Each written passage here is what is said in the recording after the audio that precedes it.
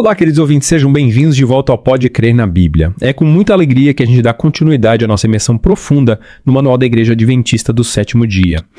E nesta série estamos desvendando os pilares, que sustentam a nossa amada igreja. E hoje o capítulo 5 nos convida para uma reflexão muito especial. Sem dúvida. O capítulo 5 que trata da organização, união e dissolução de igrejas e grupos. À primeira vista pode até parecer um tanto técnico, mas ele nos leva, na verdade, ao coração da nossa identidade como comunidade, de fé. É verdade. E antes da gente mergulhar nos detalhes específicos do capítulo, acho importante a gente voltar um pouquinho, lá no capítulo 2, onde o manual descreve a igreja como um organismo vivo, um corpo unido em Cristo. Essa imagem, ela me fascina. É uma metáfora poderosa que nos ajuda a entender essa natureza dinâmica da igreja. Ela é universal, abrangendo todos os que creem em Cristo, mas também se manifesta localmente em cada congregação. E assim como o corpo precisa de estrutura, e organização para funcionar de forma saudável, a igreja também precisa de diretrizes para crescer e se fortalecer. Exatamente. E a própria Ellen G. White, em seus escritos, ela reforça a importância de a igreja se manter fiel, aos seus princípios. Ela nos alerta que se a gente permitir que o mundo dite as nossas decisões, as nossas ações, a gente está, na verdade, traindo o reino de Cristo. Que advertência poderosa. Isso coloca a gente, diante da responsabilidade de zelar pela integridade da igreja, buscando sempre a vontade de Deus em todas as nossas ações. E essa busca, aliás, é um dos fios condutores do capítulo 5. É verdade. E nesse contexto de organização, de fidelidade aos princípios, me chamou a atenção a forma como a igreja adventista se inspira no modelo bíblico, que foi estabelecido desde os tempos do antigo Israel. É fascinante, não é? A organização, na verdade, não é um conceito moderno. Ela tem raízes profundas na história sagrada. Em Patriarcas e Profetas, a Ellen G. White descreve a organização dos israelitas como a mais completa e maravilhosa, com Deus no centro. É inspirador ver como Deus, desde o princípio, se preocupou em estabelecer ordem, e estrutura para o seu povo. E essa ênfase na organização não se limita ao Antigo Testamento. De forma alguma. No Novo Testamento, a gente vê os apóstolos estabelecendo um conselho, designando diáconos para cuidar dos aspectos práticos da igreja primitiva. Com o crescimento da comunidade cristã, surgiram novos desafios e a necessidade de uma estrutura mais organizada se tornou evidente. Ou seja, a organização surge como uma resposta natural ao crescimento e às demandas da comunidade. E essa mesma lógica se aplica à igreja adventista hoje. O capítulo 5, ele detalha os passos para a formação de uma nova igreja. Um detalhe que me chamou a atenção é que tudo começa com um pequeno núcleo, às vezes de apenas 3 pessoas. Interessante. É como uma semente, que mesmo pequena, carrega em si o potencial para gerar uma árvore frondosa. Esses 3 indivíduos imbuídos de fé, de compromisso, eles formam esse embrião de uma nova comunidade. E o manual, com muita sabedoria, ele estabelece critérios para garantir que essa nova igreja seja fundada sobre bases sólidas. O manual descreve uma série de perguntas que são feitas, a esses indivíduos buscando confirmar a unidade na fé. O compromisso com os princípios da igreja é como um processo de amadurecimento, um tempo de discernimento, para que essa nova comunidade floresça com saúde e propósito. Exatamente. É um momento crucial para que os fundadores da igreja se conectem profundamente com a missão, com os valores da igreja adventista. Afinal, a partir desse pequeno núcleo, a mensagem do evangelho se expandirá, e alcançarão novos corações. Sejam todos bem-vindos de volta ao Pode Crer na Bíblia. É com grande satisfação que a gente retoma a nossa análise do capítulo 5 do Manual da Igreja Adventista do Sétimo Dia. É verdade. Na primeira parte, a gente explorou os fundamentos, da organização da igreja. Desde a sua formação, o crescimento, até a possibilidade da dissolução. A gente viu também como o capítulo 5, ele nos guia no processo de discipulado individual e a importância do batismo como um marco, na jornada espiritual. E hoje a gente vai se aprofundar na estrutura da igreja local, desvendando essa riqueza de ministérios e departamentos que trabalham em conjunto para fortalecer a comunidade, de fé e cumprir a missão de Cristo. É como se a gente abrisse as portas para um jardim exuberante, onde cada planta com suas cores, com seus aromas específicos, contribui para a beleza, para a harmonia do conjunto. Cada ministério, cada departamento com suas características, com seus propósitos, tem um papel fundamental na vida da igreja local. Que bela imagem. E o manual, ele nos apresenta uma variedade impressionante de ministérios, cada um com sua área de atuação, com seus objetivos específicos. É inspirador a gente ver como a igreja se organiza para atender às diversas necessidades da comunidade e para levar a mensagem do evangelho a todos os cantos, É verdade. Vamos começar então, pelos ministérios adventistas das possibilidades, que desempenham um papel crucial na inclusão, de pessoas com necessidades especiais, surdos, na comunidade de fé. É tocante ver como a igreja se empenha em acolher e integrar todos os seus membros, independente das suas capacidades físicas ou mentais. Sem dúvida. Os ministérios adventistas das possibilidades, eles trabalham incansavelmente para promover a acessibilidade, a comunicação e a participação plena, né, de todos nos cultos, nas atividades e nos programas da igreja. É uma demonstração concreta do amor de Cristo que nos convida a amar e servir a todos sem exceção. E falando em amor, em cuidado especial, o manual destaca também os ministérios da criança, né? Que se dedicam a nutrir a fé dos pequeninos desde a primeira infância. É como semear em solo fértil, plantando a semente da palavra de Deus nos corações das crianças, para que elas cresçam em um ambiente que promova o desenvolvimento espiritual, a criatividade, o aprendizado bíblico e o amor a Deus. E o manual, com muita sabedoria, ele sugere a criação de um conselho, né? Dos ministérios da criança, composto por pessoas apaixonadas por esse ministério e dispostas a dedicar tempo, energia, né, para cuidar dos pequeninos. É como formar uma grande família onde cada um contribui com seus dons, com seus talentos, para o bem-estar das crianças. E esse conselho se torna responsável por organizar uma série de atividades, né? Como a escola cristã de férias, programas infantis durante os cultos e as classes da escola sabatina para diferentes faixas etárias, né? É um trabalho incansável, mas recompensador, que visa semear a palavra de Deus nos corações das crianças e acompanhá-las, né, no seu desenvolvimento espiritual. E não podemos esquecer dos adolescentes e jovens, né? Que também têm seus espaços e ministérios específicos dentro da igreja local. É nessa fase da vida que muitos se deparam com grandes desafios, questionamentos, e a igreja com amor e sabedoria se coloca ao lado deles, né? Oferecendo orientação, apoio e oportunidades para que eles floresçam na sua fé e nos seus talentos. O manual dá destaque aí aos Ministérios da Juventude Adventista, né, que tem como objetivo integrar os jovens na missão da igreja, ajudá-los a desenvolver o seu potencial espiritual e os seus talentos. É como acender uma chama nos corações dos jovens, inspirando-os a serem discípulos de Cristo, agentes de transformação nas suas comunidades. É isso aí. Os Ministérios da Juventude Adventista organizam uma série de atividades, né, como acampamentos, retiros, projetos sociais, eventos evangelísticos que visam fortalecer a fé dos jovens, inspirá-los a serem discípulos de Cristo. É nesse ambiente de comunhão, de aprendizado, de serviço que muitos jovens descobrem a sua vocação e se engajam ativamente na missão da igreja. E o manual, sabiamente, ele sugere que cada igreja estude o seu perfil de juventude e família para desenvolver um melhor programa de acordo com as necessidades, com os talentos, né, dos seus jovens. É como um alfaiate que confecciona um traje sob medida, né, adaptando as atividades, os programas, as características específicas de cada grupo. Essa flexibilidade é fundamental para que os ministérios da juventude adventista sejam relevantes, né, eficazes, alcançando jovens de forma criativa e engajadora. Afinal, cada jovem é único com seus dons, seus desafios, seus sonhos, e a igreja se esforça para acolher e integrar todos, promovendo um ambiente de crescimento, de aprendizado e de comunhão. É verdade. E falando em ministérios que impactam a vida familiar, o manual destaca a importância dos ministérios da família, né? Que trabalham para fortalecer os laços familiares, promover a harmonia no lar. Em um mundo onde a família está constantemente sob ataque, os ministérios da família se tornam um farol de esperança, oferecendo apoio, orientação e recursos para ajudar os casais a construir relacionamentos saudáveis e educar os filhos, né?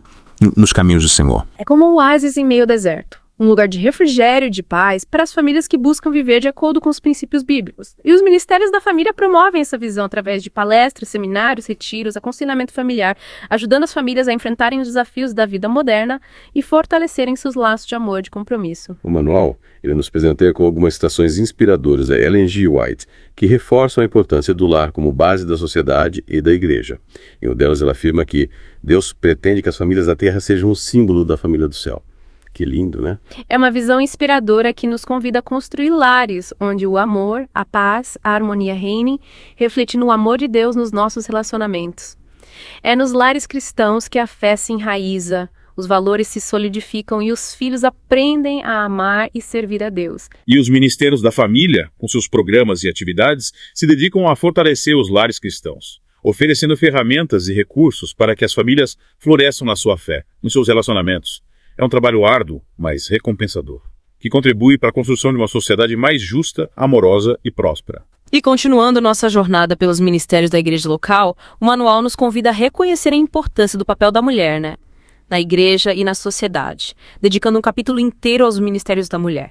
É inspirador ver como a igreja valoriza os dons e talentos femininos, encorajando a participação ativa das mulheres em todas as áreas da igreja. É verdade. Os ministérios da mulher buscam, valorizar esses dons, esses talentos. Encorajam a participação ativa das mulheres em todas as áreas da igreja. É como um jardim multicolorido, onde cada flor, com sua beleza, com seu perfume únicos, contribui para a harmonia e a riqueza do conjunto. É isso aí. Elas promovem a união entre as mulheres da igreja, organizam eventos especiais como o Dia de Oração pelas Missões e desenvolvem projetos sociais que beneficiam a comunidade. É como um rio que flui levando vida e esperança por onde passa. É realmente inspirador ver como as mulheres têm se destacado na liderança, na missão, no serviço dentro da Igreja Adventista do Sétimo Dia. Seus dons, os seus talentos, a sua sensibilidade enriquecem a comunidade de fé e contribuem para a expansão do reino de Deus. E falando em liderança e serviço, a gente não pode deixar de mencionar o importante papel dos diáconos e diaconisas, né?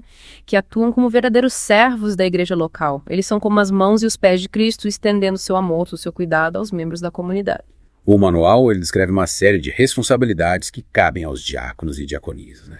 Como recepcionar os visitantes, auxiliar nos cultos, visitar os doentes e necessitados, cuidar da propriedade da igreja, ajudar na organização de eventos. É um ministério que exige dedicação, amor ao próximo, disposição para servir nos bastidores, muitas vezes sem receber reconhecimento público. Mas a recompensa vem da alegria de servir a Deus e de contribuir para o bem-estar da comunidade de fé. É como um jardineiro que com paciência e amor cuida das plantas, regando-as, podando-as, protegendo-as para que floresçam em toda a sua beleza. E o manual destaca também a importância da organização financeira da igreja local, né? Apresentando as funções do tesoureiro e os princípios da mordomia cristã. Afinal, para que a igreja possa cumprir a sua missão de forma eficaz, é fundamental que os seus recursos sejam administrados com responsabilidade, transparência e sabedoria. Sem dúvida, o tesoureiro, ele é o guardião dos recursos financeiros da igreja, responsável por receber, contabilizar e administrar os dízimos, as ofertas, os demais recursos da congregação. É uma função que exige honestidade, organização e compromisso com os princípios bíblicos da mordomia. É verdade. E o manual enfatiza que a igreja local deve ter um orçamento anual para planejar os seus gastos, né? E garantir que os recursos sejam usados de forma eficiente e responsável. É como um mapa que nos guia na administração dos recursos que Deus nos confia para que sejam utilizados da melhor forma possível para o avanço da sua obra. E para finalizar nossa análise dos ministérios da igreja local, o manual ele nos apresenta os ministérios das publicações, que têm um papel crucial na disseminação da mensagem do evangelho, né? Através de livros, revistas e outros materiais impressos. É como semear a palavra de Deus em diferentes solos para que ela germine e produza frutos abundantes. É um ministério que nos convida a sermos agentes da palavra de Deus, levando esperança e conhecimento a todos os cantos do mundo. Através dos livros, das revistas, a mensagem do Evangelho pode alcançar corações que de outra forma jamais seriam tocados. É isso aí. O manual incentiva os membros a se envolverem na distribuição de literatura cristã, seja como coautores voluntários ou simplesmente compartilhando livros e revistas com amigos e familiares. É como acender uma vela em meio à escuridão, levando a luz do Evangelho a todos que necessitam. É verdade. Esses materiais podem ser verdadeiras sementes do Evangelho, que germinam no coração das pessoas e as conduzem a um relacionamento com Cristo. É um privilégio fazer parte desse ministério que tem o poder de transformar vidas e espalhar a mensagem de amor e esperança por todo mundo. Sejam bem-vindos de volta ao Pode Crer na Bíblia. É com entusiasmo que a gente chega na última parte da nossa imersão, no capítulo 5, do Manual da Igreja Adventista do Sétimo Dia. Depois da gente desvendar os fundamentos da organização da igreja, explorar a rica variedade de ministérios e departamentos, é chegado o momento de a gente se voltar para aqueles que conduzem a igreja local, os líderes. E o Manual da Igreja ele oferece uma descrição detalhada das responsabilidades, qualificações e funções desses líderes. É fascinante a gente observar como o manual, além de delinear a estrutura organizacional, ele se preocupa em traçar um perfil espiritual para aqueles que assumem a liderança da igreja. De fato. Começando pelos pastores, o manual os descreve como ministros ordenados, responsáveis por pregar a palavra, administrar os sacramentos, aconselhar os membros, supervisionar os ministérios da igreja e liderar a comunidade na missão. É uma gama de responsabilidades que exige grande dedicação, sabedoria e amor pelo rebanho. E além dessas responsabilidades, o manual destaca também a importância do pastor como um exemplo, de fé, de integridade e de amor cristão. Afinal, ele é um guia espiritual para a congregação e a vida dele deve refletir os ensinamentos de Cristo. Sem dúvida. O pastor, como líder espiritual, ele precisa inspirar a congregação não só com as palavras, mas com as suas ações. Ele precisa ser um modelo de vida cristã, demonstrando no dia a dia o amor, a compaixão, a humildade e essa sabedoria de Cristo. É como um farol que ilumina o caminho, guiando os navegantes em meio às tempestades. O pastor, com a sua vida e com os seus ensinamentos, ele precisa apontar para Cristo, conduzindo a congregação a um relacionamento mais profundo com Deus. E felizmente os pastores eles não estão sozinhos nessa missão. O manual ele nos lembra, que eles contam com o apoio dos anciãos, que também são líderes espirituais da igreja local. Eles atuam como conselheiros, mentores, né? Auxiliadoras do pastor, compartilhando as responsabilidades e contribuindo para o bem-estar espiritual da comunidade. É verdade. E o manual lista uma série de qualificações, né? Para aqueles que desejam servir como ancião. Você me lembra quando eu li essa lista pela primeira vez, eu fiquei impressionado com a profundidade, né? E a abrangência das características desejáveis para um ancião. Compartilho da sua impressão. O manual diz, né, que os anciãos devem ser irrepreensíveis, sábios, hospitaleiros, capazes de ensinar, não dados ao vinho, não violentos, não cobiçosos, mas moderados, não contenciosos, não avarentos, que governem bem a sua própria casa, tenham seus filhos em sujeição, com toda a modéstia. Nossa, um conjunto de virtudes que reflete a beleza e a grandeza do caráter cristão. É realmente um chamado elevado. E ao ler essa lista, eu me pergunto como essas qualidades, né, elas se traduzem em ações práticas na vida de um ancião. Como a gente pode reconhecer essas virtudes dos nossos líderes? É uma ótima pergunta. A gente pode observar, por exemplo, a sabedoria de um ancião na forma como ele aconselha, né? Orienta os membros da igreja, sempre com base nos princípios bíblicos. A hospitalidade dele se manifesta, né, na receptividade, no acolhimento aos visitantes, aos necessitados. A capacidade de ensinar se revela, né, na clareza, na profundidade com que ele compartilha a palavra de Deus. E a forma como ele administra a própria família, com amor, disciplina e respeito, também serve como testemunho, né, da sua fé, da sua maturidade espiritual. É inspirador pensar que essas virtudes, quando cultivadas, quando praticadas, elas transbordam para a comunidade da igreja, contagiando a todos com a beleza do evangelho. Exatamente. E o manual destaca também a importância da ordenação, né, dos anciãos, um ato solene que reconhece publicamente a autoridade espiritual e a responsabilidade, né, na liderança da igreja. A ordenação com o ritual sagrado, né, reveste o ancião de autoridade espiritual, conferindo a ele essa missão de guiar o rebanho com sabedoria e amor. É um momento de grande significado para a igreja, né? Pois marca o início de um novo capítulo na vida do líder, na vida da comunidade. É verdade. E além dos pastores anciãos, o manual também menciona outros líderes, né? Importantes na igreja local, como os diáconos, as diaconisas, o tesoureiro, o secretário, cada um com suas funções específicas, né? Contribuindo para o bom funcionamento da igreja, para a realização da missão. É como o corpo, né? Onde cada membro desempenha um papel vital para o bem-estar do todo. É verdade. E esses líderes atuam em diferentes áreas, né? Eles formam uma equipe coesa, trabalhando em harmonia para que a igreja local seja um ambiente de acolhimento, de crescimento espiritual, de serviço ao próximo. É como uma orquestra onde cada músico com seu instrumento, com sua partitura, né, contribui para a beleza e a harmonia da sinfonia. E o manual, com essa riqueza de detalhes, ele mostra como a igreja local, com seus líderes, com seus ministérios, seus departamentos, né, é uma peça fundamental na estrutura da igreja adventista do sétimo dia como um todo. É como um mosaico, né? Onde cada peça com sua cor, com sua forma únicas, contribui para a beleza, para a grandiosidade do conjunto. E ao concluirmos nossa imersão no capítulo 5, eu gostaria de convidar você ouvinte a refletir sobre a importância de cada membro da igreja. Sejam líderes, né?